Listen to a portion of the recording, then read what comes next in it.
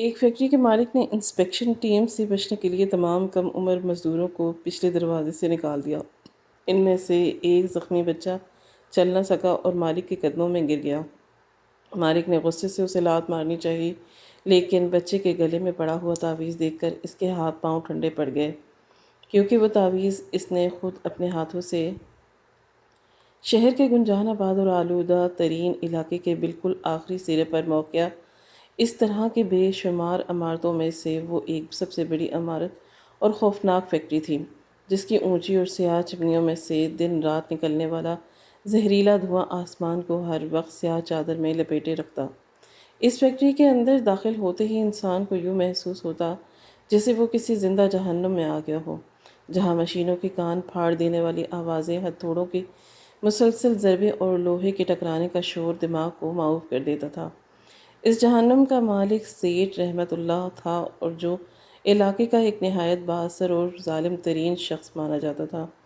جس کے سینے میں دل کی جگہ شاید کوئی پتھر دھڑکتا تھا۔ اسے صرف اور صرف اپنی دولت میں اضافے سے غرض تھا،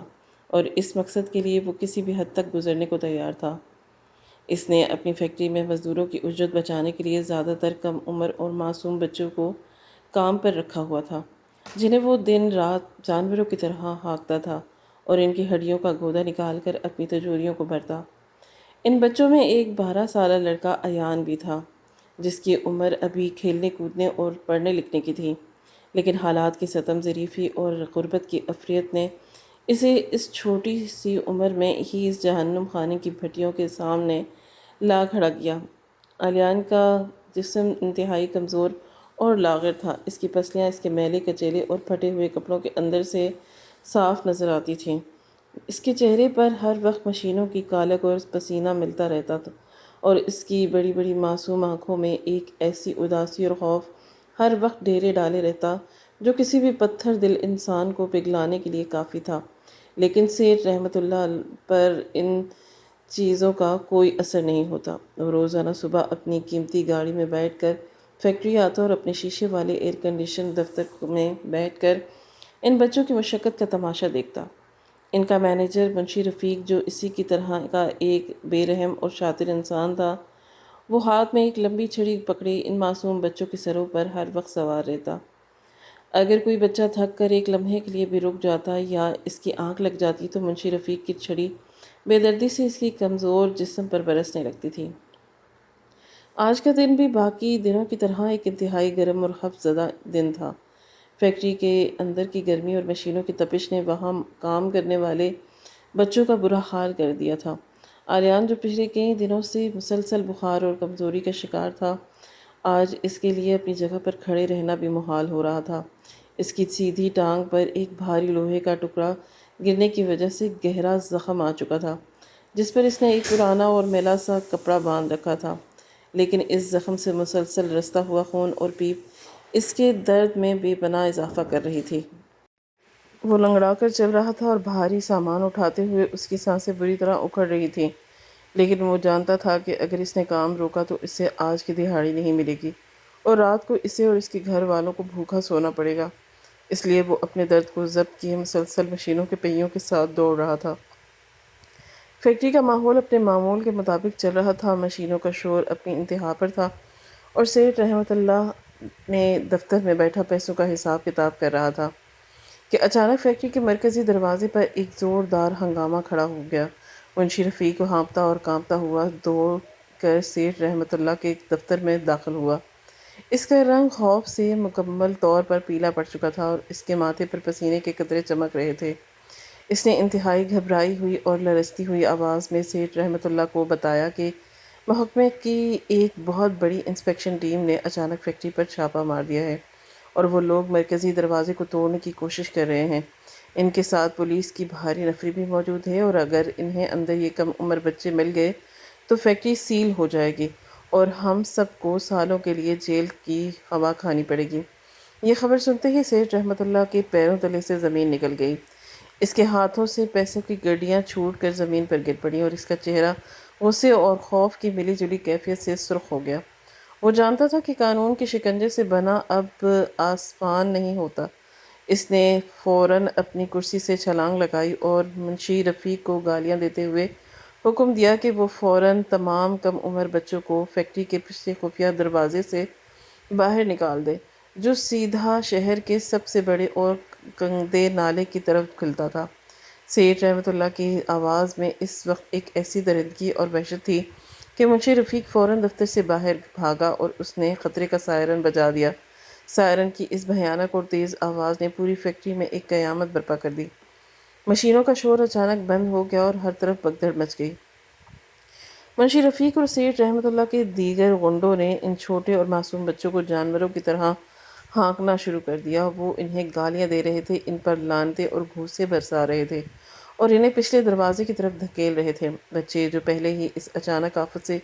خوف زدہ تھے، وہ روتے اور چیختے ہوئے ایک دوسرے کے اوپر گرتے پڑتے اندھا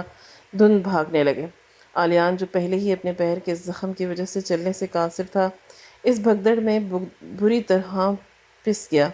اس کے ارد گرد موجود دوسرے بچے خوف کے مارے اسے دھکے دیتے ہوئے آگے نکل گئے اور وہ ٹھوکر کھا کر زمین پر گرا پڑا رہا۔ اس کی زخمی پیر ایک بھاری لوہے کے پائپ سے ٹکرایا اور درد کی ایک انتہائی تیز اور ناقابل برداشت لہر اس کے جسم میں دوڑ گئی۔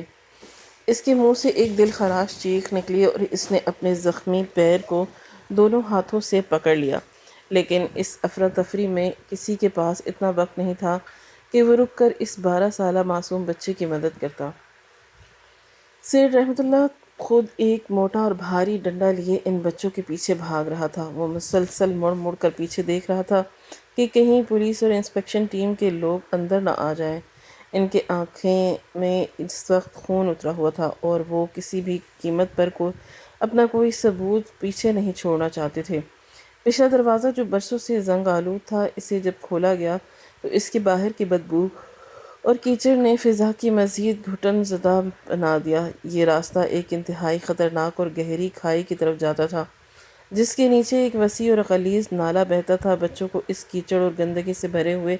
راستے پر بھاگنے پر مجبور کیا جا رہا تھا۔ آلیان نے جب دیکھا کہ سیٹھ رحمۃ اللہ اور اس کے غنڈے اس کی طرف آ رہے ہیں تو اس نے اپنی ترچھی گچھی ہمت کو مجتمع کیا اور دیوار کا سہارا لے کر کھڑا ہونے کی کوشش کی۔ اس کی آنکھوں سے آنسو مسلسل بہہ رہے تھے اور اس کا پورا جسم خوف اور درد سے کانپ رہا تھا۔ اس نے لنگڑاتے ہوئے اپنے قدموں کو اس پچھلے دروازے کی طرف گھسیٹنا شروع کیا، لیکن اس کی رفتار بہت سست تھی۔ سیٹھ رحمۃ اللہ جو اس وقت ایک پاگل کتے کی طرح ہانپ رہا تھا، اس کی نظر جب پیچھے رہ جانے والے اس زخمی لڑکے پر پڑی تو اس کا غصہ آسمان کو چھونے لگا۔ وہ جانتا تھا کہ اگر پولیس نے اس لڑکے کو یہاں دیکھ لیا تو اس کا سارا کھیل ختم ہو جائے گا۔ وہ تیزی سے بھاگتا ہوا آلیان کی طرف لپکا اور اس نے پیچھے سے آلیان کی گردن پر ایک زوردار تھپڑ رسید کیا، جس کی شدت سے وہ کمزور بچہ کئی فٹ دور جا کر کیچڑ میں منہ کے بل گرا۔ اس کے ماتھے پر ایک پتھر لگا اور وہاں سے بھی خون کا فوارہ پھوٹ پڑا، جو اس کے چہرے کی کالک کے ساتھ مل کر ایک بھیانک منظر پیش کرنے لگا۔ علی نے روتے ہوئے زمین پر ہاتھ مارے اور دوبارہ اٹھنے کی کوشش کی، لیکن اس کا زخمی پیر اب مکمل طور پر اس کا ساتھ چھوڑ چکا تھا۔ وہ کیچڑ میں لتڑا ہوا ایک کیڑے کی طرح رینگنے لگا تاکہ وہ کسی طرح اس دروازے کو پار کر لے، وہ ایک ظالم درندے کی پہنچ سے دور چلا جائے، لیکن سیٹھ رحمۃ اللہ اس کے بالکل سر پر پہنچ چکا تھا۔ باہر نالے کی طرف جانے والا راستہ انتہائی پھسلن بھرا تھا اور باقی تمام بچے وہاں سے غائب ہو چکے تھے۔ اب صرف وہاں آلیان اور سیٹھ رحمۃ اللہ موجود تھے۔ آلیان نے جب اپنے اوپر ایک سیاہ اور خوفناک سایہ لہراتے دیکھا تو اس نے گھبرا کر پیچھے مڑ کر دیکھا۔ سیٹھ رحمۃ اللہ کا چہرہ غصے سے بھیانک ہو چکا تھا، اس کی آنکھیں باہر کو ابل رہی تھیں اور وہ اپنے دانت پیس رہا تھا۔ اس نے آلیان کی قمیص کی کالر کو اپنے مضبوط اور موٹے ہاتھوں سے پکڑا اور اسے کیچڑ سے ایک جھٹکے کے ساتھ اوپر آلیان اٹھا لیا۔ منہ سے درد بھری سسکیاں نکل رہی تھی آلیان کے۔ وہ اپنے چھوٹے چھوٹے اور کانپتے ہوئے ہاتھوں کو جوڑ کر سیٹھ رحمۃ اللہ کے سامنے رحم کی بھیک مانگنے لگا۔ وہ کہہ رہا تھا کہ سیٹھ جی مجھے مت ماریں، میرا پیر ٹوٹ گیا ہے، میں چل نہیں سکتا، مجھے معاف کر دیں، میں کسی کو نہیں بتاؤں گا۔ لیکن سیٹھ رحمۃ اللہ کے سر پر تو اس وقت اپنی فیکٹری اور اپنے دولت کو بچانے کا بھوت سوار تھا۔ اس کے لیے یہ بچہ ایک انسان نہیں بلکہ ایک چلتا پھرتا ثبوت تھا جو اسے پھانسی کے پھندے تک پہنچا سکتا تھا۔ سیٹ رحمۃ اللہ نے انتہائی بے دردی سے آلیان کو دوبارہ زمین پر دے مارا۔ آلیان اس بار اوندھے منہ گرا اور اس کی قمیض کا اگلا حصہ مکمل طور پر کیچڑ اور خون سے لت پت ہو گیا۔ سیٹ رحمۃ اللہ کو باہر سے انسپیکشن ٹیم کے لوگوں کی آوازیں اور بوٹوں کی دھمک دھمک کی آواز سنانے لگی، جو اب فیکٹری کے اندرونی حصے کی تلاشی کر رہے تھے اور کسی بھی لمحے اس پچھلے دروازے تک پہنچ سکتے تھے۔ سیٹ رحمۃ اللہ کی بوکھلاہٹ اور وحشت میں مزید اضافہ ہو گیا۔ اس نے فیصلہ کر لیا کہ وہ اس بچے کو یہاں زندہ نہیں چھوڑے گا، کیونکہ اگر یہ یہاں پکڑا گیا تو سب کچھ تباہ ہو جائے گا۔ وہ چاہتا تھا کہ اس کی آواز کو ہمیشہ کے لیے دبا دے۔ آلیان، جو اب مکمل طور پر نڈھال تھا، اس نے زمین پر گرتے ہی سیٹ رحمۃ اللہ کے قدموں کو اپنے دونوں ہاتھوں سے مضبوطی سے پکڑ لیا اور روتے ہوئے اس کے بوٹوں پر اپنا سر رکھ دیا اور انتہائی دلخراش اور لرزتی ہوئی آواز میں کہہ دیا کہ میرے مالک، مجھ پر رحم کھا لو۔ میں یتیم ہوں، میرے ماں باپ میرے ساتھ راستے کی طرف دیکھ رہے ہوں گے۔ مجھے مت مارو، میں وعدہ کرتا ہوں کہ میں یہاں سے رینگ کر نالے میں چھپ جاؤں گا، لیکن میری جان بخش دو۔ سیٹ رحمۃ اللہ نے انتہائی حقارت اور غصے سے اپنے پیر کو جھٹک دیا تاکہ وہ اپنا پیر اس بچے کی گرفت سے چھڑا سکے، لیکن آلیان نے اپنی جان بچانے کی آخری کوشش میں اس کے پیر کو پوری طاقت سے جکڑ رکھا تھا۔ سیٹ رحمۃ اللہ کا غصہ اب پاگل پن کی حد تک چھو رہا تھا۔ اس نے ارد گرد نظر دوڑائی۔ اسے اپنے دائیں طرف ایک بھاری اور نکیلا پتھر بڑا دکھائی دیا۔ اس نے دانت پیستے ہوئے اس پتھر کی طرف ہاتھ بڑھایا اور اسے اپنے مضبوط ہاتھوں میں اٹھا لیا۔ اس کی نیت بالکل صاف تھی اور وہ اس پتھر سے اس 12 سالہ بچے کا سر کچل دینا چاہتا تھا، تاکہ نہ کوئی گواہ بچے اور نہ کوئی ثبوت۔ اس نے اپنے پیر کو زور سے پیچھے کھینچا اور آلیان کے سینے پر ایک زوردار ٹھوکر ماری، جس کے نتیجے میں آلیان سیدھا ہو کر زمین پر گر پڑا۔ اس کا چہرہ آسمان کی طرف تھا اور اس کی آنکھیں شدید غصے اور خوف سے کھلی ہوئی تھیں۔ وہ اپنے سامنے موت کو بھاری پتھر کے صورت میں لہراتے دیکھ رہا تھا۔ سیٹ رحمۃ اللہ نے اپنے دونوں ہاتھوں سے اس بھاری پتھر کو ہوا میں بلند کیا اور پوری طاقت سے اسے آلیان کے سر پر مارنے کے لیے نیچے کی طرف لایا۔ وہ ایک ایسا لمحہ تھا جب وقت کی دھڑکن جیسے رک گئی۔ آلیان نے اپنی آنکھیں سختی سے بند کر لیں اور موت کا انتظار کرنے لگا، لیکن اچانک ایک انتہائی حیران کن اور ناقابل یقین واقعہ رونما ہوا۔ سیٹ رحمۃ اللہ کے ہاتھ، جو پوری طاقت سے پتھر کا نیچے لا رہے تھے، وہ ہوا میں ہی کہیں غیر مرئی طاقت کے ذریعے رک گئے۔ اس کا پورا جسم اچانک ایک بت کی طاقت ہو گیا اور اس کی وہ آنکھیں جن میں وہ چند لمحے پہلے موت کا کھیل رچانے کی وحشت ناک دیکھ رہا تھا، وہ اچانک حیرت، صدمے اور شدید خوف سے پھیل گئیں۔ پتھر اس کے ہاتھوں سے چھوٹ کر زمین پر گر پڑا اور اس کا رنگ ایک سیکنڈ کے اندر مکمل طور پر پیلا پڑ گیا۔ اس کی سانسیں اس کے حلق میں اٹک گئیں اور اس کے ماتھے پر سرد پسینے کے قطرے نمودار ہونے لگے۔ اس کی نظریں، جو پہلے آلیان کے سر پر جمی ہوئی تھی، وہ اب تھوڑا سا نیچے آلیان کے گلے پر مرکوز ہو چکی تھی۔ آلیان کی قمیض، جو کیچڑ میں گرنے اور سیٹ کی دھمک اور پیل کی وجہ سے سامنے سے بری طرح پھٹ چکی تھی، اس کے پھٹے ہوئے گریبان کے اندر سے ایک چاندی کا تعویذ باہر نکل آیا۔ وہ تعویذ کوئی عام تعویذ نہیں تھا، بلکہ ایک مخصوص شکل اور ایک انتہائی انوکھی بناوٹ کا حامل تھا، جس کے کنارے پر کالے دھاگے کی موتی تہ لپٹی ہوئی تھی اور اس کے عین وسط میں ایک سرخ رنگ کا چھوٹا سا پتھر جڑا ہوا تھا، جو اس تاریک اور گندے ماحول میں بھی ایک عجیب سی چمک دے رہا تھا۔ سیٹ رحمۃ اللہ کی ٹانگیں بری طرح کانپنے لگی اور وہ لڑکھڑا کر 2 قدم پیچھے ہٹ گیا۔ اس کا دماغ کسی بند گلی میں پھنسے ہوئے شخص کی طرح سائیں سائیں کر رہا تھا اور اس تعویذ کو ایسے دیکھ رہا تھا جیسے اس نے کوئی بھوت یا اپنی موت کا فرشتہ دیکھ لیا ہو۔ اس کی زبان خشک ہو چکی تھی اور وہ کچھ بولنا چاہتا تھا، لیکن اس کے منہ سے صرف ایک غیر واضح آواز ہی نکل رہی تھی۔ وہ 12 سالہ زخمی اور کیچڑ میں لت پت بچہ، جو ان کے قدموں میں موت کے خوف سے کانپ رہا تھا، وہ اب اس کے لیے صرف ایک مزدور بچہ نہیں رہا، بلکہ اس کے گلے میں پڑا ہوا وہ چاندی کا تعویذ ایک ایسا ہولناک طوفان بن کر سیٹ رحمۃ اللہ کے سامنے کھڑا ہو گیا، جس نے اس کے ماضی کے ان تمام تاریک اور بھیانک دروازوں کو ایک لمحے کے لیے جھٹکے میں کھول دیا، جنہیں اس نے سالوں پہلے اپنے ہی ہاتھوں سے ہمیشہ ہمیشہ کے لیے بند کر دیا تھا۔ وہ تعویذ اس کے لیے کوئی اجنبی چیز نہیں تھی، بلکہ وہ تو ایک ایسی نشانی تھی جس کی ایک لکیر اور جس کی ایک ایک نقش سے اس سے قدر اچھی طرح واقف تھا کہ وہ ہزاروں لاکھوں تعویذوں میں بھی اسے پہچان سکتا تھا۔ اس تعویذ کو دیکھتے ہی سیٹ رحمۃ اللہ کے دماغ کی تاریک کوشوں میں چھپے ہوئے وہ تمام بند اور زنگ آلود دروازہ ایک ہی خوفناک جھٹکے کے ساتھ کھلے تھے، جنہیں اس نے اپنی بے پناہ دولت اور طاقت کے نشے میں سالوں پہلے ہمیشہ ہمیشہ کے لیے مقفل کر دیا تھا۔ اس کے ذہن کے پردے پر ماضی کے وہ تمام بھیانک، ہولناک اور تاریک مناظر ایک ایک کر کے کسی پرانی اور خوفناک تصویر کی طرح ابھرنے لگے، جن کی یاد بھی اس کے دل میں کانٹے کی طرح چبھتی، کیونکہ وہ چاندی کا تعویذ کسی اور نے نہیں بلکہ خود اسی ظالم اور عاصب سیٹھ نے آج سے ٹھیک 12 سال قبل اپنے ہی ہاتھوں سے شہر کے سب سے پرانے اور مشہور سونار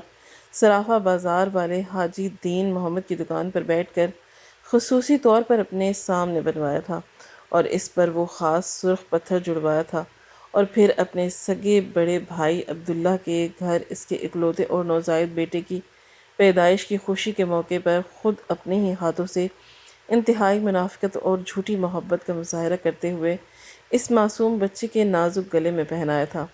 یہ وہ خوفناک، ناقابل تقدیر اور انتہائی تلخ سچائی تھی جس نے اس کے سیٹھ رحمۃ اللہ کے دماغ کی تمام رگوں کو ایک ہی لمحے میں جسے مکمل طور پر منجمد کر دیا ہو۔ اس کی ٹانگوں سے مزید بھاری اور وجود کا بوجھ سہانے سے مکمل طور پر انکار کر دیا، اور وہ لڑکھڑاتا ہوا اسی بدبودار اور غلیظ کیچڑ میں اس زخمی اور لاغر بچے کے بالکل سامنے اپنے گھٹنوں کے بل دھڑام سے گر پڑا، اور اسے وہ پرانا اور خوشی بھرا دن یاد آیا جب اس کا سگا بڑا بھائی عبداللہ، جو ایک انتہائی نیک رحم دل اور محنتی انسان تھا، اس نے اپنے دن رات کی انتھک محنت، خون پسینے کی کمائی اور دینداری سے اس بنجر زمین کو خرید کر یہ پوری اور عظیم الشان فیکٹری کھڑی کی تھی۔ عبداللہ نے اپنی زندگی کا آغاز ایک عام اور غریب مزدور کی حیثیت سے کیا تھا، لیکن اس کی سچائی اور محنت نے اس شہر کا ایک معزز اور بڑا کاروباری انسان بنا دیا تھا۔ عبداللہ نے ہمیشہ اپنے چھوٹے بھائی رحمۃ اللہ کو اپنی سگے اولاد کی طرح بے پناہ محبت دی اور شفقت سے پالا، اور اسے دنیا کے ہر دکھ، ہر تکلیف اور ہر مشقت سے بچا کر رکھا۔ جب اس فیکٹری کی بنیاد رکھی گئی اور کاروبار وسیع ہونے لگا تو عبداللہ نے اس فیکٹری کا سارا اندرونی اور بیرونی انتظام اور تجاریوں کا سارا حساب کتاب اپنے چھوٹے بھائی رحمۃ اللہ کے مکمل حوالے کر دیا، کیونکہ وہ اپنے سگے بھائی پر اندھا اور غیر متزلزل اعتماد کرتے تھے، اسے اپنی جان اور اپنی سانسوں سے بھی زیادہ عزیز اور قریب رکھا تھا۔ اسے یاد آ رہا تھا کہ جب 12 سال قبل عبداللہ کے گھر شادی کے بے شمار سالوں کے طویل اور صبر آزما دعاؤں کے بعد ایک جان سے خوبصورت بیٹے کی ولادت ہوئی تو پورے گھر اور پورے محلے میں خوشیوں کا ایک ایسا طوفان اور سیلاب آیا تھا جسے لفظوں اور میں بیان کرنا ممکن نہیں تھا۔ عبداللہ کی خوشی کا کوئی ٹھکانہ نہیں تھا۔ اس نے خوشی کے اس عظیم موقع پر پورے شہر میں مٹھائیاں بانٹی تھیں، غریبوں میں کپڑے اور راشن تقسیم کیا تھا، اور سینکڑوں ضرورت مندوں کو اپنے دسترخوان پر بٹھا کر کھانا کھلایا تھا۔ اسی خوشی کے پرمسرت موقع پر رحمۃ اللہ نے اپنے دل کے کسی تاریک کونے میں چھپی ہوئی منافقت، کالک اور حسد کو دنیا کی نظروں سے چھپانے کے لیے وہ خاص چاندی کا تعویذ بنوایا تھا۔ رحمۃ اللہ نے وہ تعویذ اپنے نوزائیدہ بھتیجے کے گلے میں اپنے ہاتھوں سے پہناتے ہوئے عبداللہ اور اس کی بیوی کے سامنے جھوٹے آنسو بہاتے ہوئے کہا تھا کہ دیکھو بھائی، یہ صرف آپ کا بیٹا اور میرا بھتیجا نہیں بلکہ آج سے یہ میرا نہ سگا بیٹا ہے، اور میں ساری زندگی اسے دنیا کی ہر بری نظر اور ہر تکلیف سے بچا کر رکھوں گا۔ لیکن اس وقت رحمۃ اللہ کے سینے کے اندر حسد، لالچ اور اقتدار کی حفظ کی ایک ایسی ہولناک بھڑکتی ہوئی آگ جل رہی تھی جس نے اس کے اندر موجود تمام رشتوں اور اس کی تمام محبتوں، انسانیت کے تمام تقاضوں اور خون کے تمام احساسات کو جلا کر مکمل طور پر راکھ اور کوئلہ کر دیا۔ اس کے ذہن پر شیطان مکمل طور پر حاوی ہو چکا تھا۔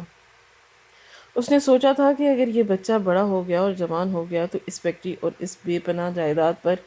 اس کا کوئی حق نہیں رہے گا۔ وہ ساری زندگی صرف اپنے بڑے بھائی اور پھر اس کے بیٹے کا محتاج اور ایک معمولی تنخواہ دار ملازم بن کر رہ جائے گا۔ اسی بے بنیاد خوف اور اسی شیطانی ہوس نے اس کے ضمیر کو مکمل طور پر اندھا کر دیا، اور اس سے وہ گناہ عظیم اور بھیانک جرم کروا دیا جس کا بوجھ وہ آج تک اپنے کندھوں پر اٹھائے پھر رہا تھا۔ اس نے انتہائی مکاری، شاطرانہ چالوں اور بے دردی کے ساتھ فیکٹری کے تمام اہم اور ملکیتی کاغذوں پر رد و بدل کیا، جعلی اور جھوٹے دستخط کروائے اور بے ایمان لوگوں اور رشوت خور اہلکاروں کو بھاری رقوم اور تجوریاں دے کر ساری کی ساری جائیداد اور یہ پوری عظیم الشان فیکٹری مکمل طور پر اپنے نام منتقل کروا لی تھی۔ اور پھر ایک انتہائی سیاہ تاریک اور طوفانی رات میں جب آسمان سے مکمل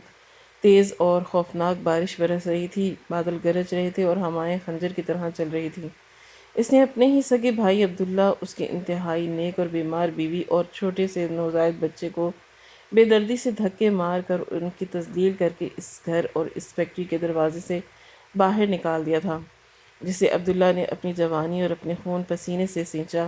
اور بنایا تھا۔ عبداللہ جو اپنے سگے اور لاڈلے بھائی کے اس اچانک اور ناقابل یقین دھوکے پر اندر سے مکمل طور پر ٹوٹ چکا تھا اور بکھر چکا تھا، وہ بے بس اور لاچار ہو کر رحمت اللہ کے قدموں میں گر کر زار و قطار رو رہا تھا اور اس سے ہاتھ جوڑ کر التجا کر رہا تھا کہ وہ کم از کم اس طوفانی بارش، اس کڑکڑاکے کی سردی اور اس اندھی رات میں اس کے چھوٹے نازائیدہ اور بیمار بچے پر رحم کھا لے اور انہیں صرف یہ رات گزارنے کے لیے اپنے گھر کے کسی چھوٹے سے کونے میں جگہ دے دے۔ لیکن دولت اور طاقت کے نشے میں مکمل طور پر اندھے اور بہرے ہونے والے رحمت اللہ نے انتہائی بے رحمی اور درندگی کا مظاہرہ کرتے ہوئے لوہے کا وہ بھاری دروازہ ان کے روتے ہوئے منہ پر بند کر دیا اور انہیں بے رحم، خود غرض اور ظالم دنیا کی ٹھوکروں میں بھوک اور سردی سے مرنے کے لیے بالکل تنہا اور لاوارث چھوڑ دیا۔ اس ہولناک اور قیامت خیز رات کے بعد اس نے کبھی ایک لمحے کے لیے بھی مڑ کر اپنے سگے بھائی کی کوئی خبر نہیں لی، اور اسے کئی سالوں کے بعد صرف اتنا معلوم ہوا تھا کہ عبداللہ شدید غربت، جان لیوا بیماری اور اپنے سگے بھائی کے دیے ہوئے اس بدترین صدمے کی تاب نہ لاتے ہوئے انتہائی قسم پرسی اور گمنامی کی حالت میں اس دنیا فانی سے ہمیشہ کے لیے رخصت ہو گیا، اور اس کی لاچار بیوی بھی اپنے شوہر کی موت کی کچھ عرصے بعد لوگوں کے گھروں میں مشقت اور جھاڑو پوچھا کرتے ہوئے انتقال کر گئی تھی۔ لیکن ان کے اس نوزائیدہ بچے کا کیا انجام ہوا اور کہاں گیا، یہ بات رحمت اللہ کو بالکل معلوم نہیں تھی، اور نہ ہی اس نے کبھی یہ جاننے کی کوئی ادنیٰ سی کوشش بھی کی تھی۔ وہ تو بس اپنی اس غصب شدہ دولت، اس چھینی ہوئی فیکٹری اور اس حرام کی کمائی کے غرور اور تکبر میں اس قدر غرق اور اندھا ہو چکا تھا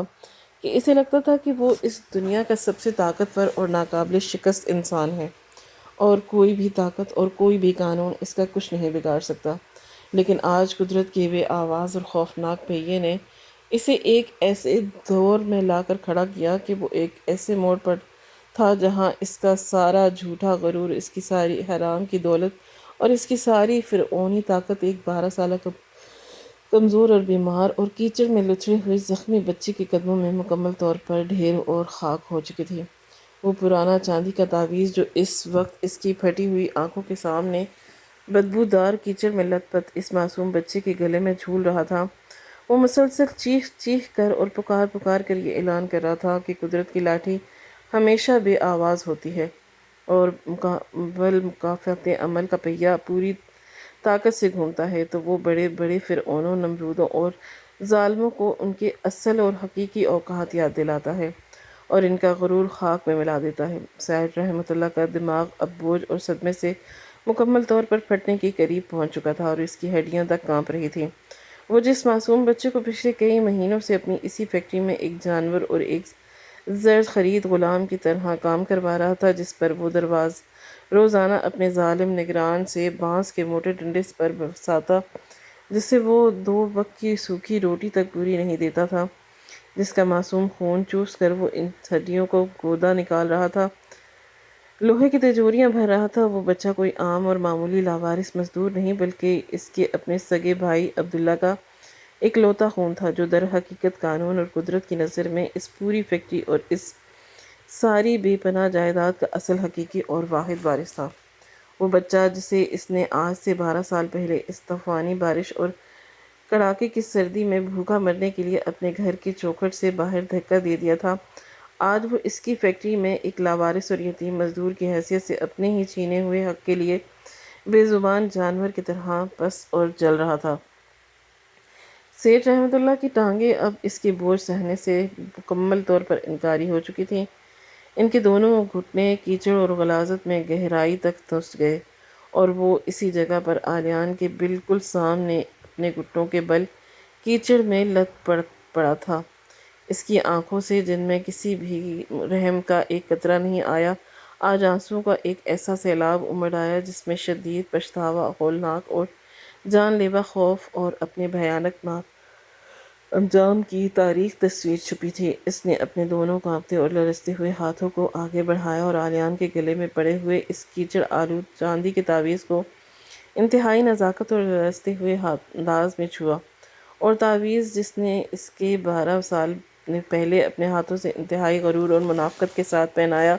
آج وہ اس کے سگے اور اکلوتے بھتیجے کی کمزور اور دھول سے اٹی ہوئی گردن میں موجود تھا۔ عالیان، جو ابھی تک موت کے شدید خوف سے پتے کی طرح کانپ رہا تھا اور جسے بالکل سمجھ نہیں آ رہا تھا کہ یہ ظالم درندہ سخت انسان جس نے ابھی چند لمحے قبل اسے بے دردی سے مارنے کے لیے وہ بھاری پتھر اٹھایا، وہ اچانک یوں اپنا پتھر پھینک کر گھٹنوں کے بل گر کر بچوں کی طرح زاروں کو تار رونے لگا۔ اس نے انتہائی خوفزدہ اور حیران نگاہوں سے سیٹھ رحمۃ اللہ کی طرف دیکھا۔ سیٹھ رحمۃ اللہ کی حالت اس وقت ایک ایسے پاگل اور مجنون انسان کی سی ہو چکی تھی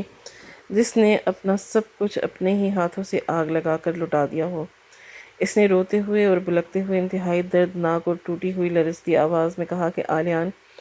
میرے بچے، میری جان، یہ چاندی کا تعویذ تمہارے پاس کہاں سے آیا؟ تمہاری ماں کہاں ہے اور تمہارے باپ کا کیا نام تھا؟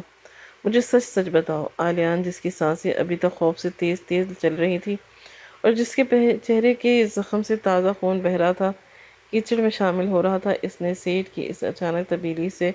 لڑتے ہوئے انتہائی زہمی ہوئی اور سسکتی ہوئی کمزور آواز میں جواب دیا، میرے باپ کا نام عبداللہ تھا اور یہ تعویذ میرے چچا نے میری پیدائش کے دن مجھے پہنایا تھا۔ میری بیمار اور کمزور ماں مجھے رو رو کر بتاتی تھی کہ میرے باپ کی اسی شہر میں ایک بہت بڑی اور شاندار فیکٹری تھی جو ان کے کسی انتہائی ظالم اور لالچی بھائی نے ان سے دھوکے سے چھین لی تھی اور انہیں گھر سے نکال دیا تھا، اور پھر میرے باپ اسی غم اور اسی صدمے اور دکھ میں گھل گھل کر مر گئے۔ میں تو آج اپنی اس انتہائی بیمار ماں کا علاج کروانے، اس کے لیے کھانسی کی دوا لینے اور 2 وقت کی سوکھی روٹی کمانے کے لیے اس فیکٹری میں مزدوری کرنے آیا تھا۔ مجھے بالکل نہیں معلوم تھا کہ میرے باپ کا وہ ظالم اور عاصب بھائی کون ہے اور کہاں رہتا ہے۔ مجھے خدا کے لیے معاف کر دیں مالک، مجھے جانے دیں، میری ماں میرا انتظار کر رہی ہوگی۔ میں قسم کھاتا ہوں کہ میں آج کے بعد کبھی اس فیکٹری کے قریب بھی نہیں آؤں گا اور نہ ہی کبھی اپنی مزدوروں کی پیسے مانگوں گا۔ یہ معصوم اور سچے الفاظ سیٹھ رحمۃ اللہ کے سینے میں کسی زہریلے اور تیز دھار خنجر کی طرح انتہائی گہرام تھے۔ اس کا دل اتنی زور سے اور انتہائی بے ترتیبی سے دھڑک رہا تھا کہ اسے اپنا سینہ اور اپنی پسلیاں پھٹتی ہوئی محسوس ہوئی۔ وہ 12 سالہ بچہ جو اس وقت اس کے بالکل سامنے بدبودار کیچڑ میں لت پت، زخمی، لاغر اور بے بس حالت میں بیٹھا ہوا تھا اور موت سے کانپ رہا تھا، وہ اسے اب ہو بہو اپنے سگے بھائی عبداللہ کی یاد دلا رہا تھا، جس کی معصوم شکل اور اس کے حد و حال بالکل عالیان کے چہرے سے ملتے تھے۔ سیٹھ رحمۃ اللہ کو محسوس ہونے لگا کہ جیسے اس کی موٹی گردن کو کسی نے ایک انتہائی مضبوط اور خاردار آہنی شکنجے میں سختی سے جکڑ لیا ہو اور اس کی سانسیں اس کے حلق میں گھٹ رہی ہوں۔ وہ جس بے پناہ دولت اور اس وسیع فیکٹری کے لیے اپنے سگے بھائی کا قاتل اور غاصب بنا تھا، آج وہی فیکٹری اور وہی حرام کی دولت اس کے لیے ایک ایسا دہکتا ہوا جہنم بن چکی تھی جس سے فرار کا اب کوئی راستہ نہیں تھا، کوئی بھی کھڑکی باقی نہیں تھی۔ اس نے آگے بڑھ کر عالیان کو اپنے سینے سے لگا لیا اور وہ کیچڑ میں گرے ہوئے اس زخمی اور خون آلود بچے کو اپنے انتہائی مہنگے اور قیمتی کپڑوں کی پرواہ کیے بغیر اپنے مضبوط بازوؤں میں بھینچ کر دھاڑے مار مار کر رونے لگا، اور مسلسل روتے ہوئے وہ کیا کہتا تھا کہ مجھے معاف کر دو میرے بھائی عبداللہ، مجھے معاف کر دو، میں ایک انتہائی ظالم، سفاک اور درندہ صفت انسان ہوں۔ میں نے دولت کے نشے میں اندھا ہو کر اپنے ہی سگے خون کو اپنے قدموں تلے بے دردی سے رون دیا۔ میں اس فیکٹری کا اور اس جائیداد کا مالک نہیں ہوں۔ یہ فیکٹری مکمل طور پر تمہاری ہے عالیان، تم اس کے واحد اور اصل وارث ہو۔ میں تو صرف ایک چور اور ایک عازب ہوں۔ جس نے اپنے بھائی کا حق مارا اور اس کے پیٹھ میں خنجر گھونپا، لیکن قدرت نے مجھے میرے کیے کی ہولناک سزا دے دی، اور مکافات عمل مجھے اس مقام پر لے آیا جہاں کہ میں آج اپنے ہی ہاتھوں سے اپنے سکے بھتیجے اور اپنے بھائی کی اکلوتی نشانی کو بے دردی سے قتل کرنے جا رہا تھا۔ سیٹھ رحمۃ اللہ کی یہ فلک شگاف چیخیں اور اس کا یہ دردناک گریہ اس گندے اور غلیظ نالے کے کنارے ایک عجیب ہی اور ناقابل یقین منظر پیش کر رہا تھا۔ آریان جو صدمے اور اپنے زخم کے درد اور بخار کی شدت سے اب مکمل طور پر نیم بے ہوشی کی حالت میں جا رہا تھا، اسے بس اتنا محسوس ہو رہا تھا کہ وہ ظالم اور بے رحم مالک جو کچھ دیر پہلے اس کی جان کا خونخوار دشمن رہا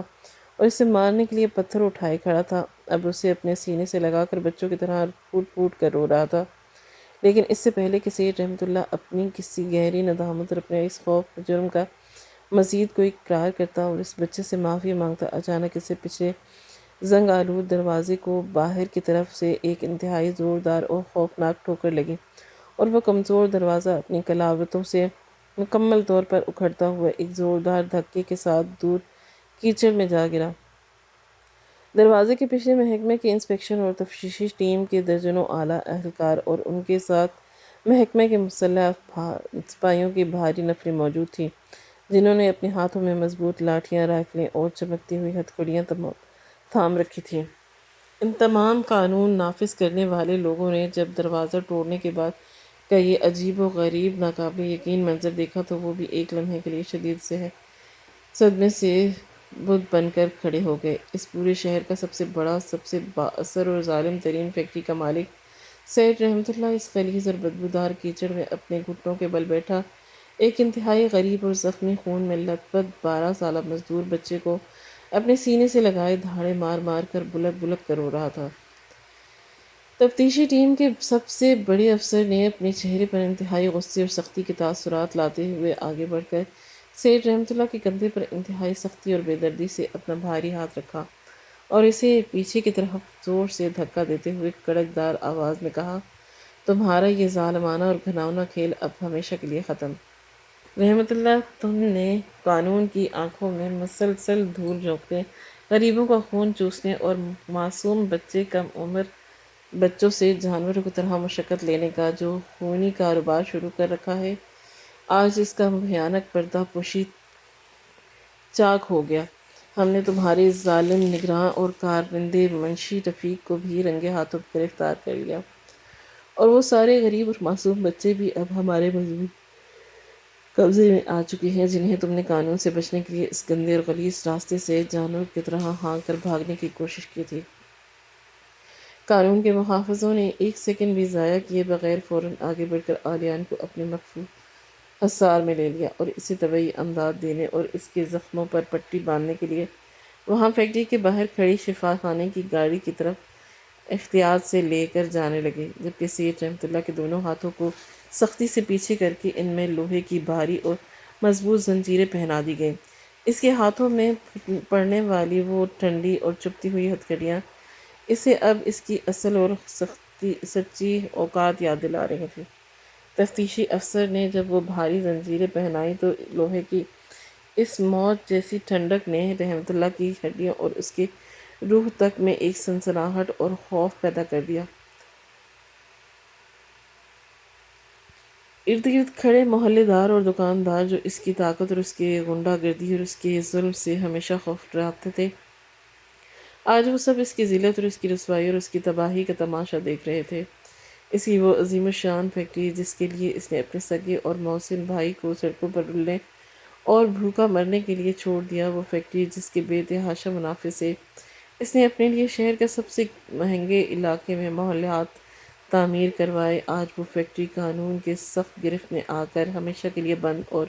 سیل ہو رہی تھی۔ سیٹھ رحمت اللہ کی آنکھوں میں اب کوئی فرعونی غرور نہیں تھا، بلکہ اب ان میں صرف اور صرف ندامت، شرمندگی اور ایک نہ ہونے والی پچھتاوے کی آگ تھی۔ وہ مڑ مڑ کر اس راستے کی طرف دیکھ رہے تھے جہاں اس کے سگے بھائی کا معصوم خون اس کا بھتیجا آلیان اپنے زخموں کے درد اور بخار کی تکلیف سے کراہ رہا تھا۔ اسے یاد آ رہا تھا کہ کس طرح پچھلے ہفتے اس نے آلیان کے کمزور پیر پر وہ بھاری لوہا گرنے پر اسے کوئی دوا یا مرہم لا کر دینے کے بجائے مزید سختی سے کام کرنے پر مجبور کیا، اور کس طرح آج اس نے صرف اپنی جان بچانے اور اپنے جرم کو چھپانے کے لیے اس معصوم کی جان لینے کی ہولناک کوشش کی تھی۔ قدرت کا اور مکافات عمل کا یہ کیسا خوفناک اور عبرتناک انتقام تھا کہ جس لاوارث اور نوزائیدہ بچے کو اس نے آج سے پورے 12 سال پہلے اس فیکٹری اور اس کے وراثت سے بے دخل کر کے اندھیری رات میں نکال دیا تھا، آج قدرت نے اپنے پراسرار نظام کے تحت اسی بچے کو اس فیکٹری کے ہمیشہ کے لیے تباہ ہونے اور سیٹھ رحمت اللہ کی مکمل بربادی، ذلت اور رسوائی اور کا ذریعہ بنا دیا۔ وہ چاندی کا پرانا تعویذ اس نے خود اپنے ہی ہاتھوں سے ایک چھوٹے دکھاوے کے طور پر اس بچے کو پہنایا تھا، آج وہی تعویذ اس کے ظالم اور عاصف انسان کے لیے موت اور پھانسی کا اٹوٹ پھندا بن چکا تھا۔ سیٹھ رحمت اللہ کو جب محکمے کے ایک بڑی گاڑی میں سختی سے دھکا دے کر اور اس کا سر جھکا کر بٹھایا گیا تو اس نے آخری بار فیکٹری کی اس اونچی اور سیاہ چمنی کی طرف دیکھا جہاں سے اب کوئی زہریلا دھواں نہیں نکل رہا تھا۔ وہ تمام بھاری مشینیں ہمیشہ کے لیے خاموش اور بند ہو چکی تھیں، اور وہ تمام معصوم بچے جنہیں اس نے ایک طویل عرصے سے جانوروں سے بھی بدتر خوفناک حالت میں قید رکھا، اب وہ کھلی اور آزاد فضا میں اطمینان کی سانس لے رہے تھے۔ اسے بخوبی معلوم تھا کہ اب اس کی بقیہ ساری زندگی اور تاریک اور معلوم قید خانے کی اس انتہائی تاریک اور ٹھنڈی اور اندھیری کوٹھی میں گزرے گی، جہاں اس کا ہر روز سامنا اپنے اس خوفناک جرم، اپنے بھائی کے ساتھ کیے گئے اس بدترین گھناؤنے دھوکے اور اس لاچار بیوی کی آہوں کی یادوں سے ہوگا، اور جب تک اس کے جسم میں آخری سانسیں بھی باقی ہیں وہ ہر روز اس جہنم کی آگ میں جلے گا۔ اس نے اپنے ہی ہاتھوں اپنے سگے اور اکلوتے بھتیجے کو اس کی اپنی ہی چھینی ہوئی فیکٹری میں ایک ادنا اور بے بس غلام بنا کر رکھا اور اس کی نرم ہڈیوں کا گودا بنا دیا۔ جب یہ حقیقت اور یہ سچائی قانون اور عدالت کے سامنے پوری طرح عیاں ہو گئی، آریان کوئی اور نہیں بلکہ اس کا اپنا سگا بھتیجا اور اس پوری فیکٹری کا واحد اور اصل وارث ہے، تو قانون اور عدالت اس فیکٹری کی ساری ملکیت، اس کا سارا حساب کتاب اور اس کی ساری بے تحاشا جائیداد قانونی طور پر آریان کے نام منتقل کر دی گئی، اور وہ غریب اور زخمی بچہ جسے وہ کچھ دیر پہلے انتہائی حقارت، درندگی اور نفرت سے لات مار کر کیچڑ میں پھینک چکا تھا، وہ کل کو پورے وقار اور عزت کے ساتھ اس فیکٹری کے مالک کے محملی کرسی پر بیٹھ گیا اور اس کا نام پورے شہر میں گونجنے لگا، لیکن وہ خود ایک فیکٹری قیدی اور ایک مجرم اور ایک عاصف کے طور پر ہمیشہ کے لیے رسوا، ذلیل اور خونخوار ہو کر تاریخ گمشدہ پنوں میں کہیں کھو گیا، اور کہیں اس کا جان نام لینے والا نہیں تھا۔ محکمے کی گاڑی کا سائرن زور سے بجا اور وہ بری طرح گاڑی میں اس گندے، دفن زدہ اور آلود علاقے سے باہر کی طرف اور شہر کی طرف نکلنے لگی۔ سیٹھ رحمت اللہ کا سر اسی دونوں گھٹنوں کے درمیان انتہائی شرمندگی سے جھکا، ایک لامتناع اور طویل سلسلے میں تبدیل ہو گیا۔ قدرت نے اپنا حتمی، اٹل اور بے لاگ فیصلہ سنا دیا۔ عاصب اور ظالم کا بھیانک انجام ذلت، رسوائی اور قید کی صورت میں بالکل اس کے سامنے کھڑا تھا، اور حقدار کو اس کا چھینا ہوا حق اور اس کی وراثت دلوانے کے لیے مکافات عمل نے جو راستہ اور جو طریقہ چنا تھا وہ اتنا پراسرار تھا، گہرا تھا اور اتنا حیران کن تھا کہ سیٹھ رحمت اللہ جیسا شاطر، عیار اور چالاک انسان بھی اس کے پوشیدہ شکنجے اور ایسا بری طرح پھنسا کہ اس کی آنے والی نسلیں بھی اس عظیم ذلت کو کبھی نہیں بھلا پائیں، اور یوں اس غضب شدہ جائیداد کا وہ بھیانک اور ہولناک راز جو پچھلے 12 سالوں سے اس فیکٹری کی مضبوط بنیادوں میں دفن تھا، آج اس چاندی کے چھوٹے سے تعویذ کی صورت میں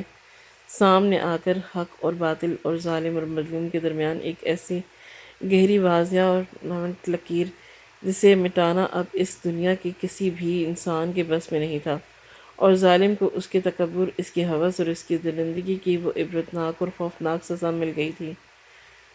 جو رہتی دنیا تک ہر ظالم اور عاصب کے لیے ایک واضح اور روشن عبرت کا نشان بن گئی، جس میں یہ پیغام چھپا تھا کہ کوئی بھی انسان کتنا ہی طاقتور اور ظالم کیوں نہ ہو، قدرت کی پکڑ اور مکافات عمل کے پہیے سے کبھی بھی بھاگ نہیں سکتا۔ ناظرین، آپ کو آج کی کہانی کیسی لگی؟ کامنٹ باکس میں اپنی رائے کا اظہار ضرور کریں۔